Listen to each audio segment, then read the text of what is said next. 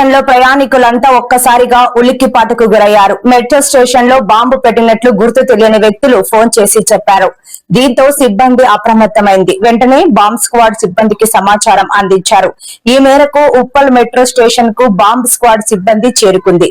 ప్రయాణికులు ఎలాంటి ఆందోళనకు గురి కావాల్సిన అవసరం లేదని తెలిపింది. అయితే బెదిరింపు కాల్ చేసింది ఎవరనే కోణంలో పోలీసులు బాంబ్ స్క్వాడ్ సిబ్బంది విచారణ చేపట్టింది. నిందితులు ఎవరైనా సరే ఇలాంటి కాల్స్ కు పాల్పడితే కఠిన చర్యలు తప్పవని హెచ్చరించింది.